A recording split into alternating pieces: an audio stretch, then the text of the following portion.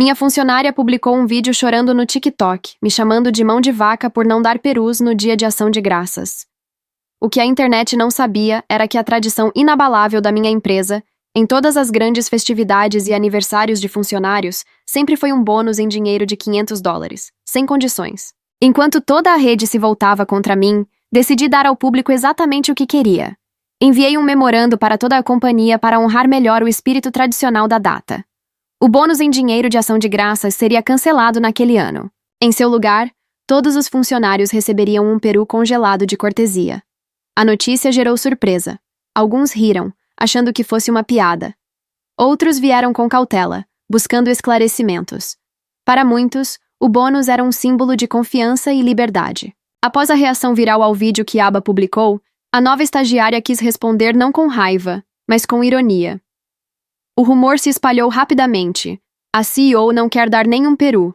Aba, sem mencionar o bônus em sua publicação, compartilhou sua decepção de forma emotiva, dizendo que sentia falta de um toque humano nas tradições da empresa. Não fez acusações diretas, mas o tom melancólico tocou o público. Naquela mesma tarde, vi alguns funcionários cochichando. Não era um motim, mas o clima havia mudado. Em um escritório aberto, a percepção é tudo. A narrativa nas redes estava distorcendo a realidade.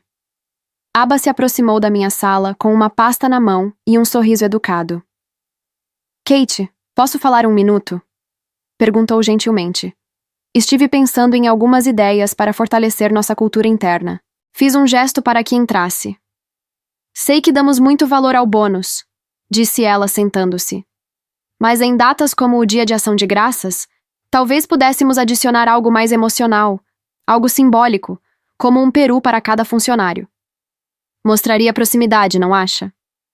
Nossa filosofia sempre foi dar liberdade, respondi. Com o bônus, cada um escolhe o que precisa. Pode ser um peru ou uma passagem para visitar a família.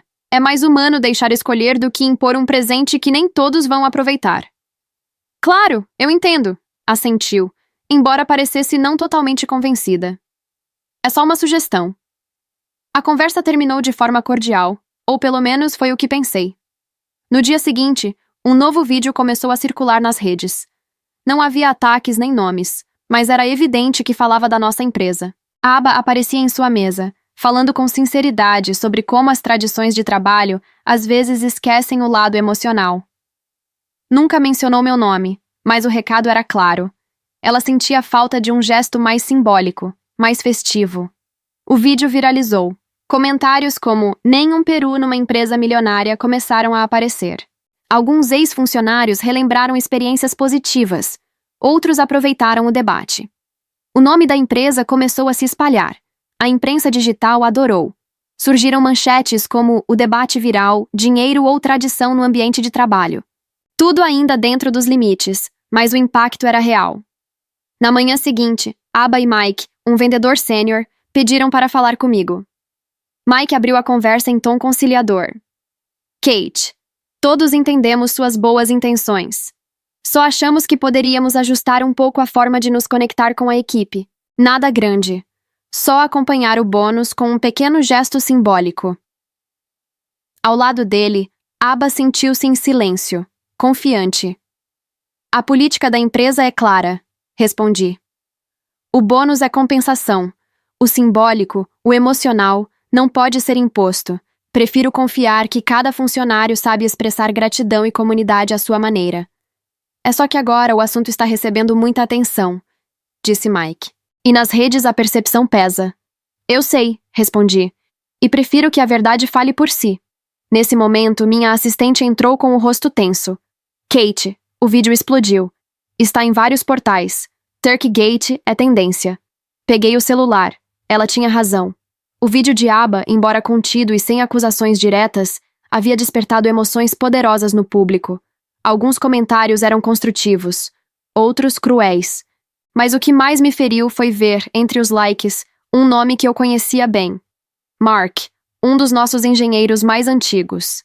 Eu o havia ajudado pessoalmente meses antes com um problema médico na família. Olhei para a Aba. Ela percebeu minha expressão. Seu sorriso era sereno, quase vitorioso. Não se trata só de mim, disse ela. Há um sentimento geral. Todos queremos nos sentir parte de algo. Na tela do celular, alguns comentários diziam: trabalho lá. Nunca vi esse bônus de $500. Só queremos um pouco de calor humano. Havia mentiras sutis, insinuações. A dúvida era contagiosa. Minha chefe de relações públicas entrou com um documento na mão. Kate, preparamos uma declaração. Podemos mostrar os registros dos bônus, as transferências, os depoimentos antigos. Se respondermos rápido, controlamos a narrativa. E se parecer uma confissão? Perguntei. Ela ficou em silêncio. Eu acreditava que a verdade bastava. Me enganei. Voltei a ler os comentários. Alguns funcionários haviam se juntado ao coro anônimo, com histórias que eu não conseguia confirmar. Reais ou inventadas, pouco importava. As redes não pedem provas, só emoções. Algo dentro de mim se quebrou. Lembrei-me das pizzas compartilhadas no primeiro escritório minúsculo, dos aniversários comemorados em grande, das horas extras que nunca pedi, mas sempre recompensei. Dei tudo de mim para construir um ambiente justo e humano. E ainda assim, bastou um vídeo sutil para transformar minha generosidade em frieza. Minha chefe de PR insistiu. Kate, se não dissermos algo agora, perderemos o controle da narrativa. Não se preocupe, disse com calma, afastando o documento. Não vamos dizer nada.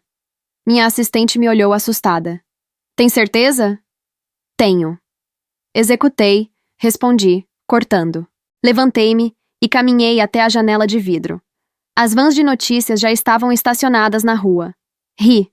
Um riso amargo, sem humor. Não estava perdendo para a aba.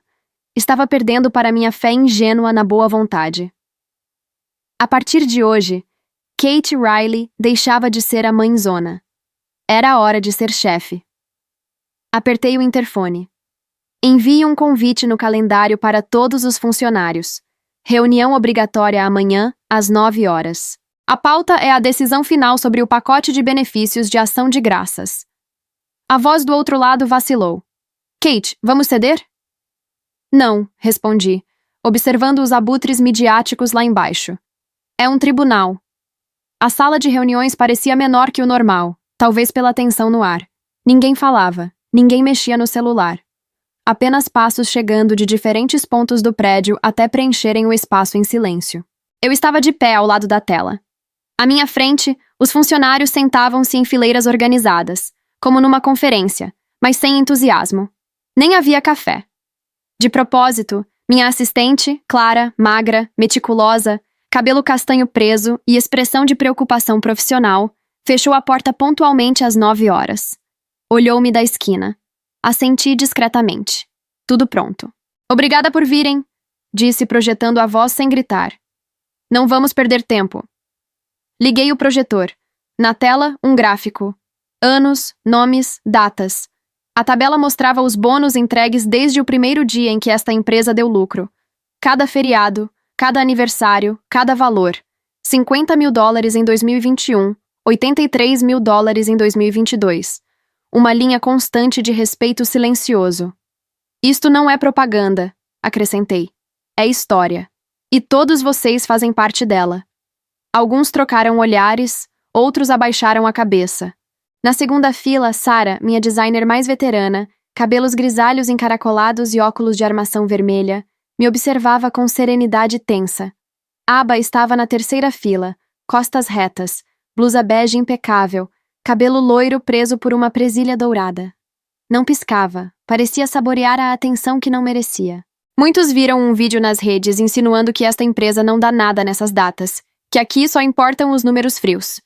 Apertei o controle remoto e a tela mudou para a imagem de um envelope branco com um nome escrito à mão. O que entregamos aqui não é afeto enlatado, é liberdade. Vocês decidem se compram um peru, uma passagem ou pagam uma dívida. Para mim, isso é muito mais humano do que forçar uma tradição. Mike levantou-se. Alto, cabelo escuro penteado para trás, barba bem aparada, terno azul sem gravata. Sabia sempre quando e como falar. Kate, disse com calma. Ninguém nega sua generosidade, mas o simbólico também importa. Às vezes, um gesto pequeno conecta mais do que um grande número. Alguns assentiram. Aba cruzou os braços satisfeita. Ficava claro que não estava sozinha. O simbólico não pode substituir a verdade, respondi. E este bônus não é apenas dinheiro, é respeito na forma mais tangível que existe. Confiar que cada um sabe o que fazer com o que recebe. Sarah levantou-se com cuidado. Kate, você sempre falou em família, mas agora isso parece uma sala de julgamento. Respirei fundo. Eu já esperava por isso. Errei ao usar essa palavra. Não somos uma família, nem precisamos ser. Somos uma equipe profissional. Mas isso não significa que não me importo. Significa que não preciso fingir carinho para demonstrar respeito. Na tela apareceram depoimentos antigos, e-mails de agradecimento, fotos de envelopes abertos ao lado de bolos de aniversário. Nada espetacular, apenas real. Clara começou a distribuir os envelopes um a um, nome por nome. Alguns os recebiam com alívio, outros com culpa. Aba estendeu a mão e manteve o olhar fixo à frente. Não preciso, disse ela em voz firme. Não era pelo dinheiro. Eu sei, respondi. Era pelo poder de mudar uma história. E você conseguiu. Mas essa história também tem outro lado. Ninguém aplaudiu, ninguém falou. Quando saí da sala, só se ouviu o som de cadeiras arrastando e papéis se movendo. Era o bastante. Uma guerra silenciosa acabava de começar, e eu já não seria mais a chefe complacente. Voltei ao meu escritório em completo silêncio. Clara me acompanhou com o olhar até eu fechar a porta. Não acendi a luz. O sol entrava pela janela de vidro, iluminando a mesa de carvalho clara e a cadeira ainda girando levemente desde a reunião anterior. Sentei devagar. Diante de mim, uma pilha de envelopes vazios, papéis que já não pesavam nada. Liguei o computador, abri a pasta de segurança do prédio. Não era ilegal revisar as gravações. Todos os funcionários sabiam, e as câmeras só cobriam áreas comuns. Eu não procurava nada específico. Queria entender algo que ainda não tinha forma, aquela intuição que se instala no estômago. Coloquei na tela as gravações da cozinha do quarto andar durante a última semana. Lá estavam Aba e Mike, conversas breves, gestos calculados, a mesma inclinação dele em direção a ela em pelo menos 4 ocasiões. Sorrisos longos demais, risadas curtas, nenhum toque físico, nada explícito, mas evidente. Aba não tinha agido sozinha. Baixei o volume e me recostei na cadeira. Fechei os olhos. Quando os abri, decidi escrever para Mark, um dos engenheiros mais antigos da equipe, pouco mais de 30 anos, cabelo castanho curto, barba rala, sempre de calça escura e moletom cinza ou azul marinho. Tinha trabalhado comigo em projetos complexos e estivera no meu escritório semanas antes, quando eu aprovara uma ajuda financeira para o pai dele. E foi um dos primeiros a curtir o vídeo de Aba. Chamei-o à minha sala. Ele chegou 20 minutos depois, com as mãos nos bolsos e o olhar baixo. Sei por que me chamou, disse assim que fechou a porta. Sente-se, respondi. Ele obedeceu, sem olhar ao redor. Foi um erro que fiz com o vídeo. Por que fez isso?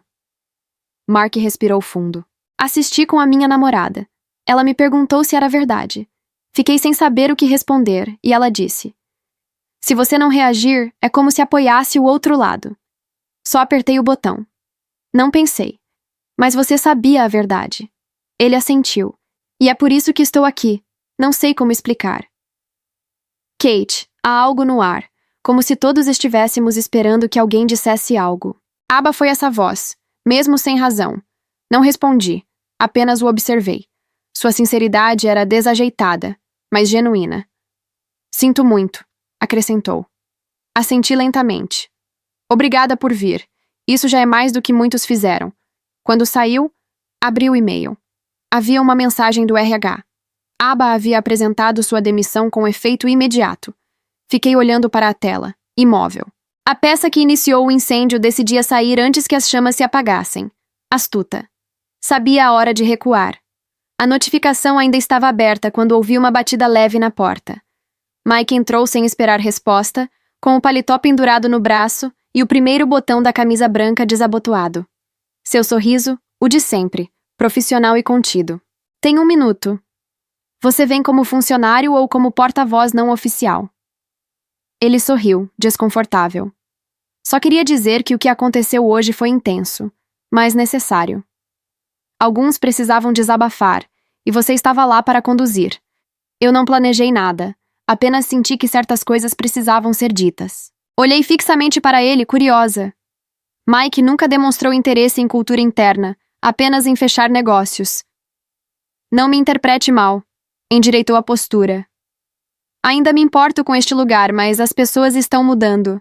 As expectativas também. Se não nos adaptarmos, perdemos a equipe. Obrigada pelo diagnóstico. Algo mais? Ele balançou a cabeça. Não. Só queria que soubesse que não é pessoal. Saiu sem esperar minha resposta. Desliguei a tela. Fui até a janela. Lá de cima, a cidade parecia se mover mais devagar. Não é pessoal, ele dissera. Claro que não era. Para eles, isso era uma oportunidade, uma rachadura, um momento de fraqueza na figura que antes parecia intocável. Mas entenderam errado. Não era fraqueza, era raiva contida. E eu não pretendia contê-la por muito tempo. A caixa de entrada não parava de receber pedidos de entrevista, programas de rádio, blogs de opinião, canais do YouTube com nomes intermináveis. A maioria trazia o mesmo tom. Queremos dar voz a todos os lados. Mas entre os e-mails, havia um diferente. Simon Reich, jornalista independente. Eu o lembrava de um artigo de opinião que viralizou no ano anterior. Conferi seu perfil. Pouco mais de 30 anos, cabelo castanho desgrenhado, barba irregular, olhar direto. Fundador de uma plataforma de jornalismo narrativo chamada Fractal. Não tinha milhões de seguidores, mas seu público era engajado, e ele sabia contar histórias. O e-mail era breve. Kate, acho que a sua versão também merece espaço. Se estiver disposta a falar, estou disposto a ouvir. Não havia bajulação nem manipulação, apenas um convite. Clara me olhou com ceticismo quando contei que queria aceitar. Ele pode usar isso contra você, alertou, mesmo que diga o contrário. Então, que tente, respondi. Mas eu vou impor as regras. Escrevi a Simon com 2 condições. A entrevista seria gravada sem cortes e nossa empresa publicaria simultaneamente um vídeo com depoimentos reais de funcionários, sem roteiro, sem edição. Ele aceitou sem hesitar.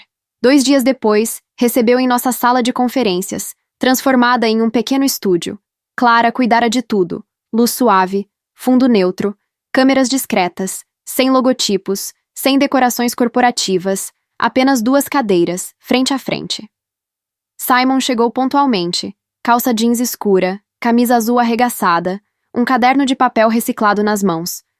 Cumprimentou-me com um aperto firme e um sorriso contido. Obrigado por dar este passo, disse ele. Obrigada por não vir com perguntas envenenadas, respondi. Sentamo-nos. As câmeras começaram a gravar. Não havia roteiro. As primeiras perguntas foram previsíveis. A origem da empresa, nossa filosofia, como sobrevivemos aos primeiros anos. Respondi com honestidade, sem tentar vender heroísmo. Falei também dos erros. Então, veio a pergunta inevitável. O que sentiu ao ver o vídeo de ABBA? Pensei por um instante. Senti que não me reconhecia naquela versão. Alguém pegou uma conversa privada e a transformou em uma cena. Uma cena eficaz, sim, mas falsa na intenção. Simon anotou, deixando-me continuar. Não sou contra gestos simbólicos, mas sou contra a obrigação emocional. Dar dinheiro não é frieza, é respeito. É dizer, confio em você o suficiente para deixar que escolha o que precisa. Obrigar alguém a receber um peru não é empatia, é controle disfarçado. Ele anotou em sua caderneta. Você acha que Aba agiu com má intenção? Acho que Aba entendeu o jogo. Ela sabia que, nas redes, importa mais o enquadramento do que a verdade. E ela enquadrou perfeitamente. Chorou no ângulo certo. Falou como vítima e transformou uma tradição generosa em falta de humanidade. E o que você acha que fez de errado? Confiar. Achei que a cultura que construímos era sólida, mas era frágil. Bastou uma história bem contada para que muitos esquecessem o que vivemos juntos. Quer dizer algo diretamente aos seus funcionários? Olhei para a câmera. Ainda estou aqui. Não estou escondida. Não sou perfeita, mas nunca menti. Esta empresa foi construída com esforço, noites sem dormir e decisões difíceis. E sempre, sempre coloquei as pessoas no centro, às vezes sem que percebessem. Não preciso que me aplaudam, só quero que se lembrem com quem realmente trabalharam. A entrevista durou 1 hora exata. Quando terminamos, Simon desligou o gravador. Isto vai mudar algumas coisas. Espero que pelo menos mude as perguntas. Naquela mesma noite, subimos a entrevista completa em nossas redes, e Simon a publicou em seu canal. Sem cortes, sem trilha dramática, apenas duas pessoas conversando frente a frente. Mas o verdadeiro impacto veio com o segundo vídeo, um documentário de 12 minutos, com depoimentos reais. Ana, a recepcionista, contou como usou o bônus para pagar a faculdade da filha.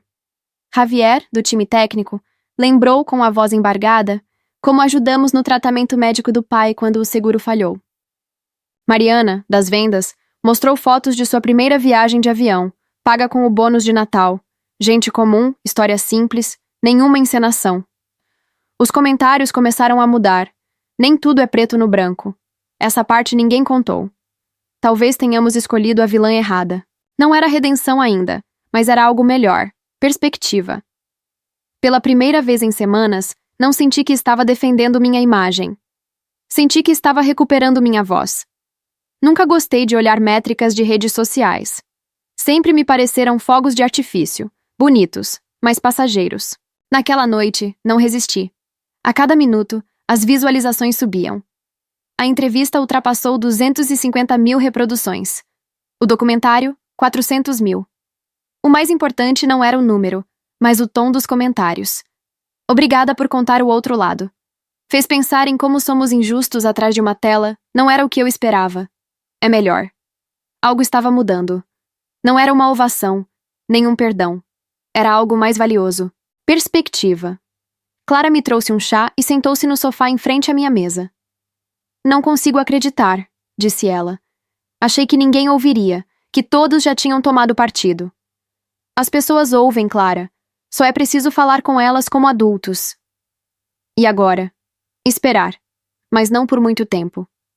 2 horas depois, como se estivesse aguardando o momento certo, Aba publicou um novo vídeo. Aparecia no seu apartamento, com luz suave, um moletom bege e o cabelo preso em um coque frouxo.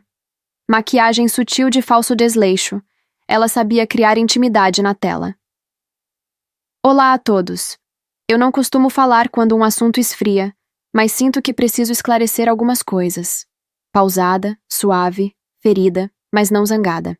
Dizia que nunca quis ferir ninguém, que só pretendia abrir uma conversa sobre o clima emocional no trabalho, que sua intenção não foi atacar a empresa, nem a mim. Não me nomeou, claro, mas cada palavra estava desenhada para que o público entendesse que ela havia sido incompreendida. Não tenho nada contra a Kate. Ela faz o que acredita ser correto. Eu simplesmente penso diferente. Jogada calculada, elegante e perigosa. Por um momento, temi que a onda se virasse de novo, mas desta vez os comentários foram diferentes. Se não era pessoal, por que você editou a voz dela? E o jornalista, que era seu ex, também é coincidência. Emoções não justificam manipular. Naquela mesma tarde, recebi uma mensagem inesperada. Renata. Não falávamos havia anos. Foi uma das primeiras a se juntar à empresa, nos dias de coworking e cadeiras emprestadas. Brilhante, rápida para ler o ambiente, impaciente com superficialidades. Saiu com uma bolsa de estudos. Doeu, mas eu entendi. O e-mail era breve. Vi sua entrevista e o documentário. Se você precisar de ajuda para reconstruir o clima interno, eu posso fazer. Sem coaching vazio, sem frases feitas. Liguei para ela na hora. Olá, Kate. Achei que não voltaria a ter notícias suas. Achei que você não voltaria a precisar de mim. Estou na cidade há 3 meses. Trabalho com empresas em crise de cultura. Parece que eu levo jeito. Está disposta a voltar? Mesmo que temporariamente. Só se eu puder dizer as coisas como elas são. Perfeito. Quero você aqui amanhã bem cedo. Clara me observou do corredor, curiosa. Tudo bem, vai ficar. Na minha mesa havia um envelope sem remetente. Dentro, uma folha dobrada. Nem todo o dinheiro do mundo compra respeito. Clara se aproximou. Vamos checar as câmeras. Não disse eu, guardando o bilhete na gaveta. Deixe aí. Me lembra o que estamos enfrentando. Renata chegou às 8 horas em ponto. Mochila preta no ombro, camisa branca, calça preta de cintura alta, tênis lisos. Nenhum símbolo de autoridade, mas uma segurança que abria corredores. Você tem menos plantas, disse ao entrar. Morreram com a tempestade, não só as plantas. Vi os vídeos, assenti. Preciso que me ajude a reconstruir algo, falei. Não só a confiança, a base. Não posso prometer que vai dar certo. Às vezes, as culturas se quebram porque já cumpriram o ciclo. Acha que é o nosso caso? Ainda não sei. Para saber, preciso entrar, falar com todo mundo, ouvir sem que se sintam observados.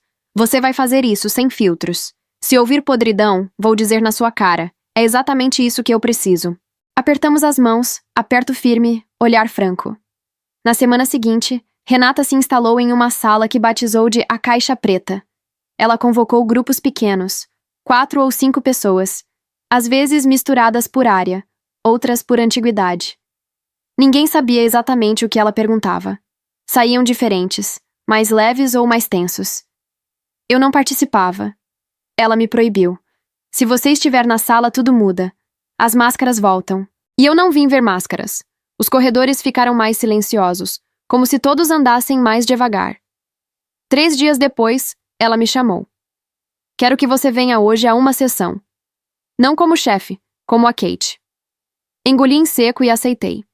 Às 16h07 entrei.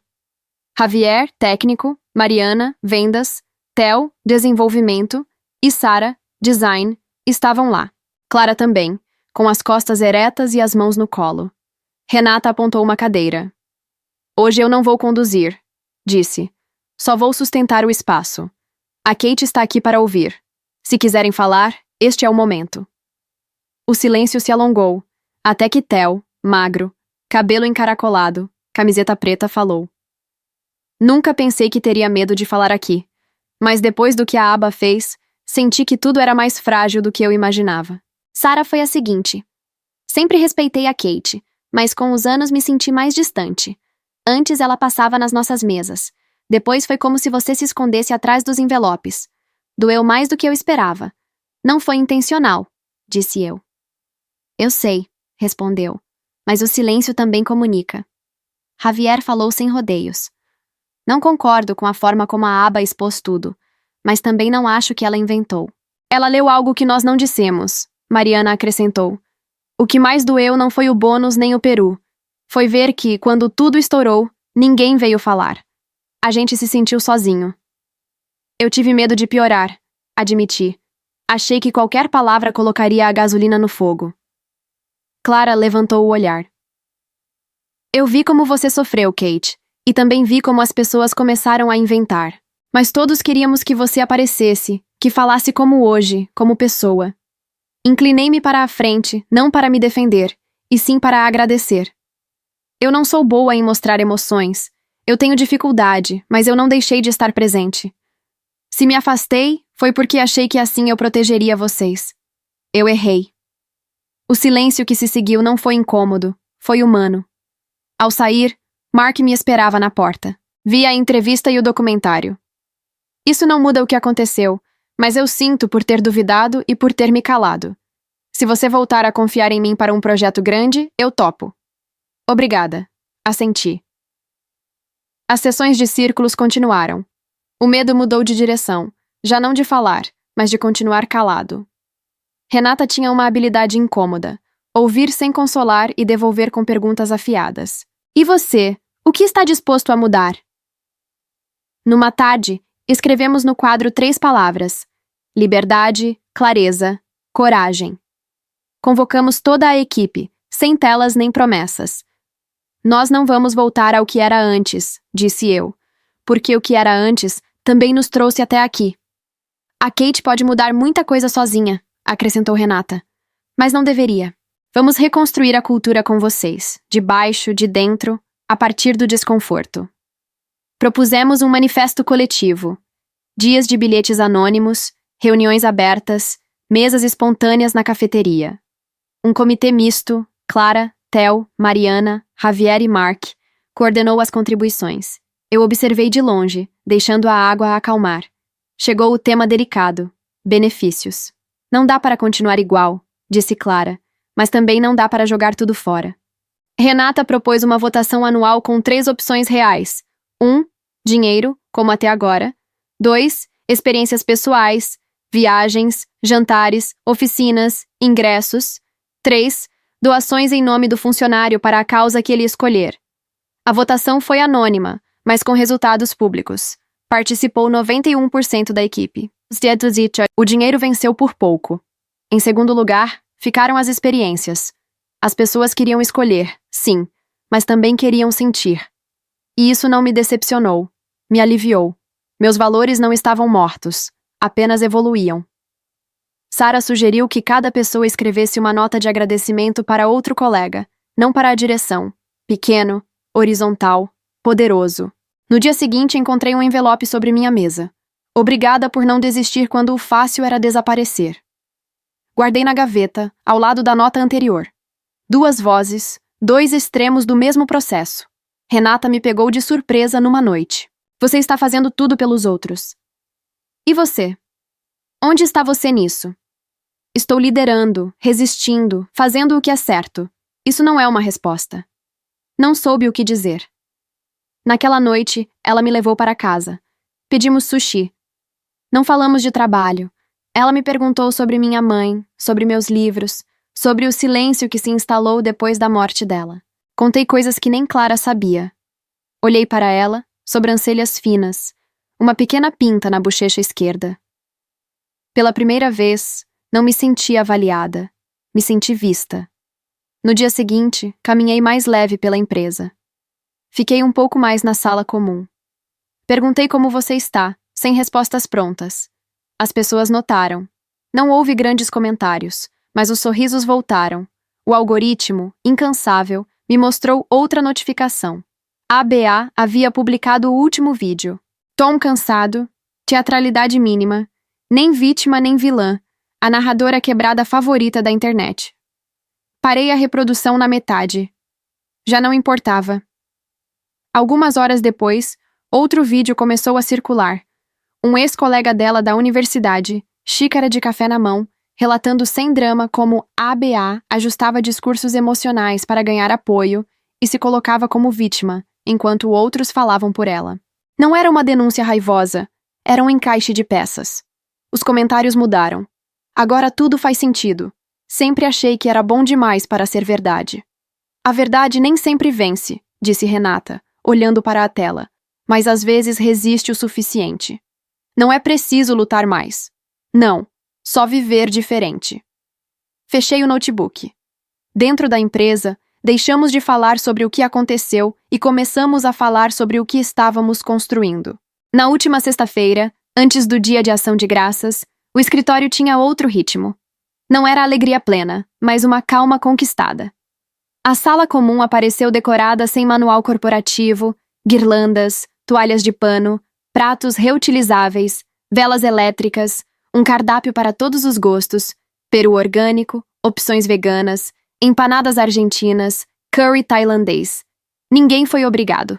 Todos vieram. Em cada mesa, pequenos envelopes com notas entre colegas. Obrigado por me fazer rir aquele dia. Seu conselho salvou minha semana. Seu silêncio me trouxe paz. Na mesa principal estavam os envelopes com os benefícios escolhidos. Transparência total, 0 rumores. Mark se aproximou com uma taça de cidra. Este ano escolhi doação. Minha filha quis que fosse para um abrigo de animais.